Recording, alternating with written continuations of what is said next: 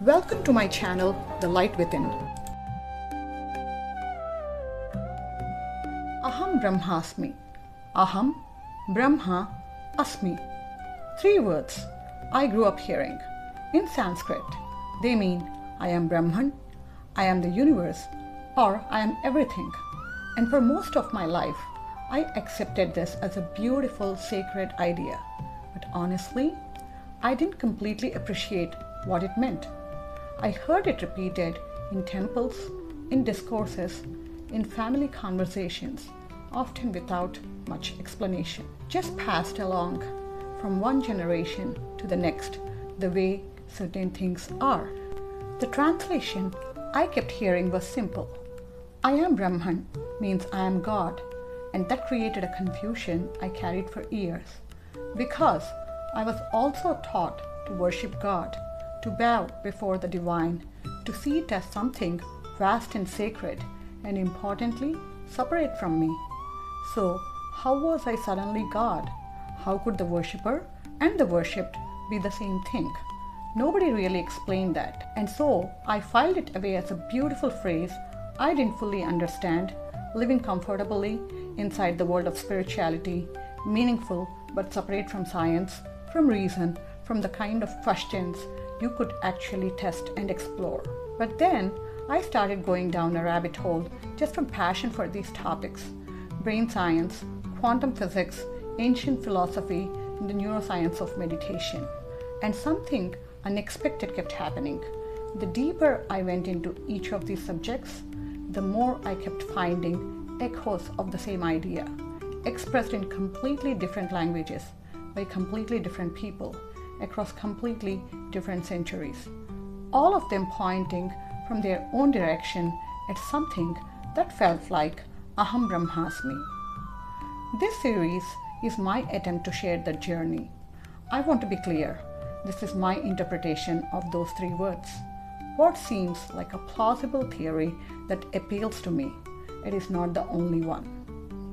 Every tradition, every scholar, every person who has ever sat with this phrase has found their own meaning in it. Mine is this, that what we call I, what makes you, you, might be far larger than one brain, one body, one lifetime. And that when the filters between that small self and the larger reality thin, what remains might be Brahman itself. By the end of the series, I want to know what you think, whether the science and philosophy we explore changes how we understand those 3 words, whether it confirms something you already felt, or whether you think I have got it completely wrong. That conversation is the whole point. As mentioned already, I am fascinated by a few topics: brain science, consciousness, quantum physics, and spirituality. Mostly we treat these as 4 completely separate things. Scientists in one corner, mystics in another, quantum physicists off doing their own confusing thing, and I think that separation might be the mistake. Because when you look at where each of those fields get completely stuck, where the smartest people in each room throw their hands up and say, "We honestly don't know," they all seem to get stuck in exactly the same place. The same question, the same wall, and what might be on the other side of that wall. I think it might look a lot like Aham Brahmasmi.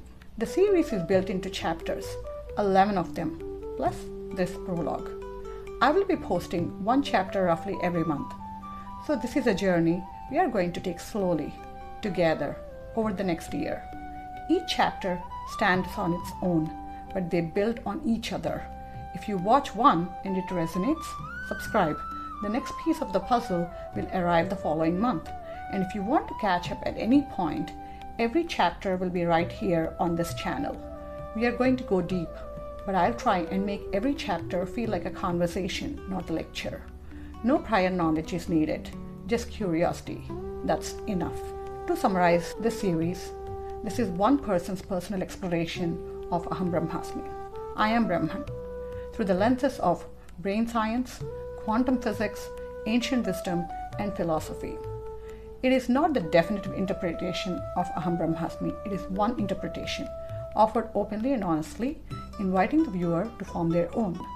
No scientific background is needed. The goal is to make these ideas accessible to anyone who is curious. Chapter 1 starts not with philosophy but with your eyes. And let's talk about how your eyes actually work that might permanently change the way you think about reality. But before I leave today's session, some community questions. Did you grow up hearing Aham Brahmasmi? Did anyone ever explain it in a way that truly made sense to you? Or did you carry the same confusion I did? Tell me in the comments. That question is the reason this series exists.